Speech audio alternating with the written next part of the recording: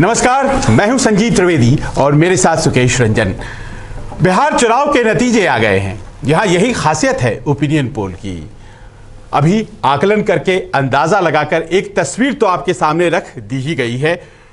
कुछ हैं संस्थाएं जो करती हैं, कुछ चैनलों के पास ये आ जाता है आंकड़े, वे दिखा भी देते हैं।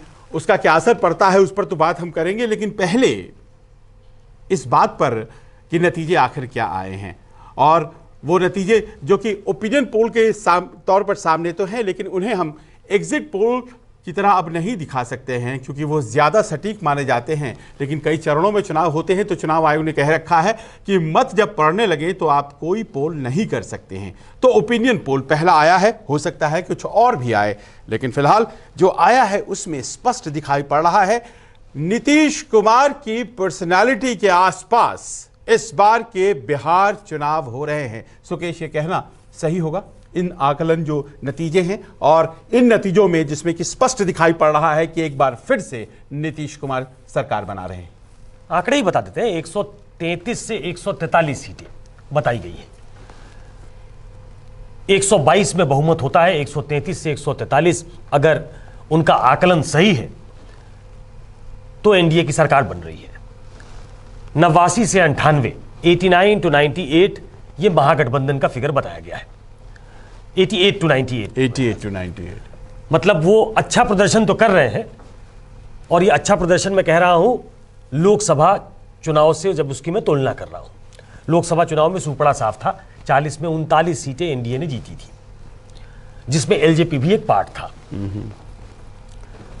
तो दो बड़े गठबंधन जिनके बीच लड़ाई है, उनके ये फिगर्स हैं अभी तक के हिसाब से।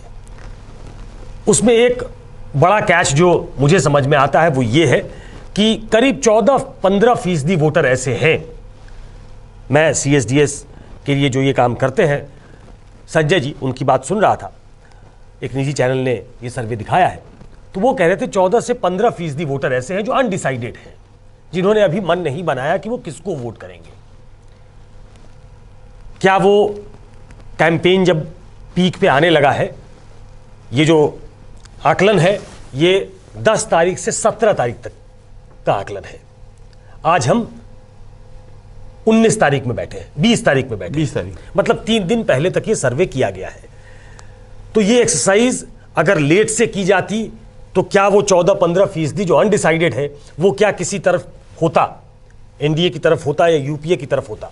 अब तक दोनों गठबंधनों का यह है कि जैसे जैसे ये पीक पे पहुंचेगा, अभी तो हमारे प्रधानमंत्री पहुंचे नहीं है, अभी हमारी साझा रैलियां हुई नहीं है, तो ये सर्ज करेगा हमारे फेवर में, क्योंकि हम जीत रहे हैं और कोई भी हारे हुए पक्ष की तरफ वोट नहीं देता, जुआ नहीं खेलता।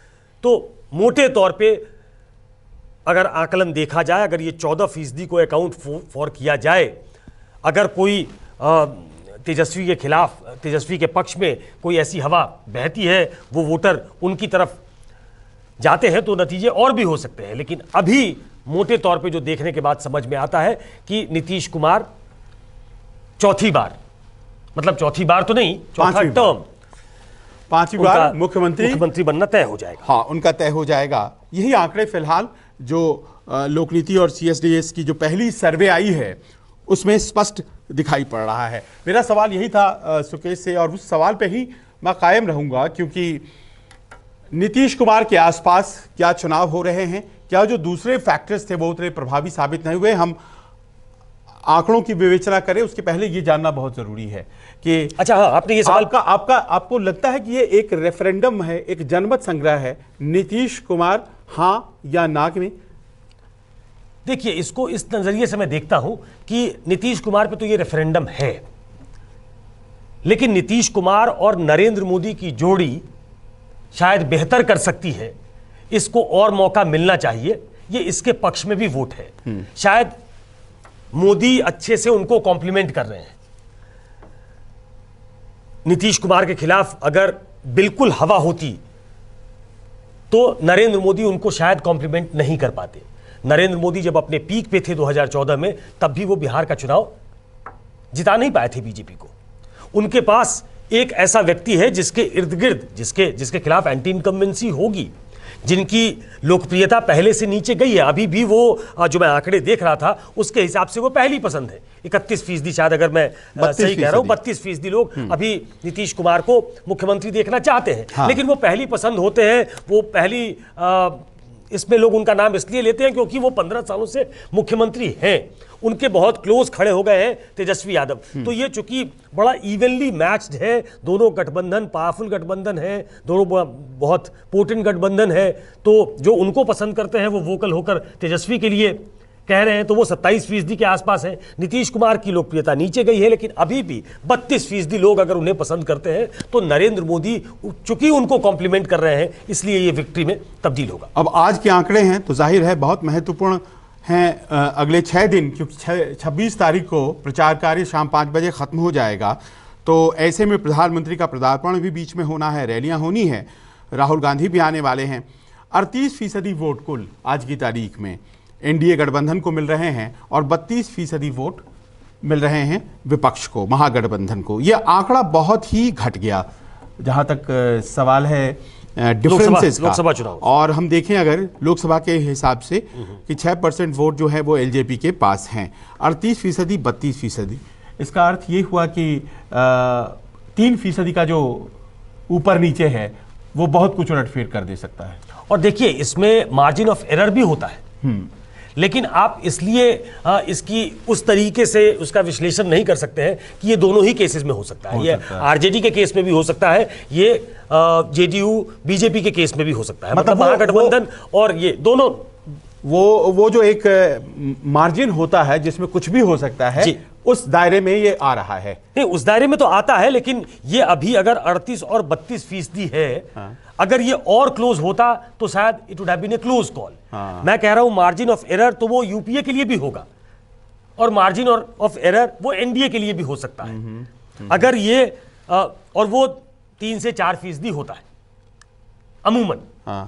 पर आपको लग रहा है कि ये महागठबंधन की तरफ से बहुत स्पेस कवर करने की कोशिश की गई है और उसमें मार्जिनली सक्सेसफुल रहे हैं? बिल्कुल बिल्कुल। आप लोकसभा के चुनाव देखें संजीव, तो उससे अगर इसकी तुलना करें तो यूपीए अच्छा परफॉर्म कर रही है, लेकिन ये अच्छा इतना काफी नहीं है कि वो नीतीश कुमार को हटा सके, एनडीए गठबंधन को हटा सके। लेकिन लोकसभा और विधानसभा के चुनाव का जो कैरेक्टर है उसको भी हमको समझने की जरूरत है। इसलिए वो एक व्यक्ति को प्रधानमंत्री बनाने के लिए होता है। हाँ। यहाँ लोकल इश्यूज बहुत होते हैं, बहुत सारे फैक्टर हैं, वो सब प्ले में आते हैं और फिर जाकर आप अपने मुख्यमंत्री। इसीलिए शायद विधानसभा चुनाव जो हुए थे 2015 के और 2010 के, उसके आंकड़े भी लोकनीति ने साइट किए हैं। और देखिए इसमें एक आंकड़ा जो है ध्यान खींचता है सुकेश, और वो ये है कि पिछले चुनाव में करीब 90% लोग थे जो चाहते थे कि उन्हें मौका मिलना चाहिए, दोबारा मौका मिलना चाहिए नीतीश कुमार को, और वो आंकड़ा इस बार घटकर 52% हो गया है। एक क्लियर लॉस है करीब 38% लोगों का जो कह रहे हैं कि इस बार उनको नहीं मौका मिलना चाहिए, उनका मिजाज बदल गया उनको लेकर। उसमें वो भी हैं 14% जो शायद कह रहे हैं आपकी अनडिसाइडेड भी हो सकते हैं, कुछ लोग जो तेजस्वी की तरफ चले गए हैं, पर एक डिसाइडेडली फॉल दिखा जा रहा है उनकी पॉपुलैरिटी में। वो जाहिर है 15 साल की वजह से भी हो सकता है, पर क्या ये यहीं पे रुक जाएगा? क्योंकि अभी भी पहला वोट पड़ने में 7-8 दिन का वक्त है। मैं एक एक करके जवाब देता हूं। जो पहला आपने सवाल उठाया कि 90% लोग उनकी वापसी चाहते थे 2015 में। अब 2015 और 2020 को बहुत सामने रखकर तुलना करना गलत होगा। वो 90% लोग जो थे उसमें बहुत सारे लोग जो आरजेडी के समर्थक थे वो भी थे, क्योंकि उस बार वो उस गठबंधन के साथ चुनाव लड़ रहे थे और इस बार उन्होंने गठबंधन बदल लिया है। तो वो उस गठबंधन के लिए एक नीतीश कुमार का जनमत था, क्योंकि उनकी जो सबसे पॉलिटिकल एडवर्सरी जो सबसे बड़ी थी वो उनके साथ मिल गई थी। 52% अगर चौथे टर्म में भी अगर आपको सत्ता में वापसी कराना चाहती है तो ये नीतीश कुमार के लिए अचीवमेंट की तरह देखा जाना चाहिए। ये कहीं ना कहीं कभी मैं इस सर्वे की बात कर रहा हूं। ये आकलन गलत साबित हो सकता है। ये सर्वे हमारा, एक बार फिर से बता दूं, ये न्यूज़ 24 का सर्वे नहीं है, ये हमने सर्वे नहीं किया है, ये CSDS का सर्वे है। हम जो भी बात कर रहे हैं वो सर्वे के आधार पे कर रहे हैं। अगर इस सर्वे को सही माना जाए और 52% लोग अगर चौथे टर्म के लिए भी नीतीश कुमार को, टर्म तो उनका खैर ज्यादा होगा, लेकिन बोलचाल की भाषा में अगर कहें कि वो 20वें साल के लिए प्रवेश करेंगे 15 साल के बाद, तो ये एक बड़ा फिगर हो सकता है कि जो उनकी वापसी चाहते हैं। तेजस्वी शायद वो ग्राउंड गेन नहीं कर पाए जो उनसे उम्मीद की जा रही है, जो रोज हम उनकी रैलियों में देख रहे हैं, जो सर्ज हम जमीन पे वो दिखाने की कोशिश कर रहे हैं, जिन युवाओं का हुजूम उनके पीछे खड़ा दिख रहा है, क्या वो नाकाफी है? ये सवाल उठेगा इन आंकड़ों के हिसाब से। देखिए, हमारे देश में 3 बार सरकार में रहना फुल टर्म्स में, ये कोई पहली बार नहीं है, बहुत लोग हुए हैं। शिवराज सिंह चौहान का अगर हम उदाहरण लें तो वो काफ़ी करीब पहुंच गए थे जीत के, और वो जो आंकड़ा था 8-10 सीटों का ही था जब मध्य प्रदेश में वो चुनाव हारे। तो लोग ज़्यादा बार चुनाव जीते हैं। पश्चिम बंगाल में ज्योति बसु ने दोहराया था ये आंकड़ा 5, 6 या 7 बार, यूँ कह लीजिए। अब यहाँ पर एक हमें दिखाई पड़ रहा है डिक्लाइन इन दी पॉपुलैरिटी, जो उनकी लोकप्रियता है नीतीश जी की, वो डिक्लाइन कर रही है। और अगर हम 2010 के आंकड़े देखें, जब भारतीय जनता पार्टी और जनता दल यूनाइटेड साथ थी, तो वो एक्चुअल रिजल्ट्स 200 सीटों के पार चले गए थे। वहाँ से अनुमान ये 133 से 143 के बीच का बन रहा है। तो इसका अर्थ क्या हम ये समझें कि एक पर्टिकुलर नीतीश कुमार की लोकप्रियता को लेकर के एक संशय की स्थिति है, जो कि इस गठबंधन को कहीं ना कहीं एक मुश्किल में भी डाल सकती है? या फिर हम ये समझें कि ये सामान्य बात है, इतने साल सत्ता में रहने के बाद ये जायज़ है? जो ज़्यादा ब्राइटर पक्ष है वो ये है कि नीतीश जी अभी भी विकल्पहीनता की स्थिति में हैं, उनका विकल्प कोई नहीं है बिहार में। देखिए सचिव, हम जो भी चर्चा कर रहे हैं इस सर्वे के आधार पे कर रहे हैं। इस सर्वे के आधार पे अगर हम चर्चा करें तो you will have to give it to Nitish Kumar कि चौथे टर्म के लिए वो प्रवेश करने वाले हैं, और अभी भी लोकप्रियता के स्तर पे अगर उसको हम 1, 2, 3 स्केल में देखें तो नीतीश कुमार अव्वल नंबर पे है। तो नीतीश कुमार के लिए ये सकारात्मक चीजें हैं। आपने कहा 2010, his popularity is on the when, इसमें कोई डाउट नहीं है। ये सब लोग कह रहे हैं कि जो उनका तीसरा टर्म है उसमें थोड़ी जड़ता दिखती है, उसमें थोड़ी शिथिलता दिखती है। 2010 में वो टॉप पे थे।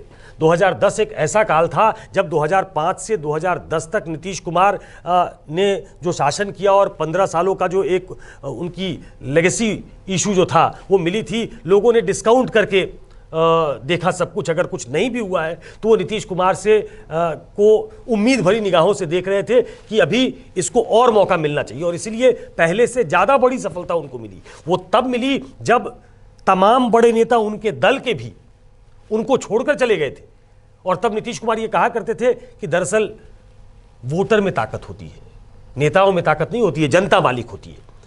तो 2010 वाली लोकप्रियता अगर 2020 में आप नीतीश कुमार की ढूंढ रहे हैं तो वो नहीं मिल सकती आपको। 2015 में भी जो उनको सफलता मिली वो आरजेडी और जेडीयू, देखिए वहाँ 3 पक्ष हैं, और आम बातचीत की अगर आप लोगों से करें तो वो बताते हैं कि 3 बड़े पक्ष हैं, 2 जब एक तरफ हो जाता है तो तीसरा हार जाता है।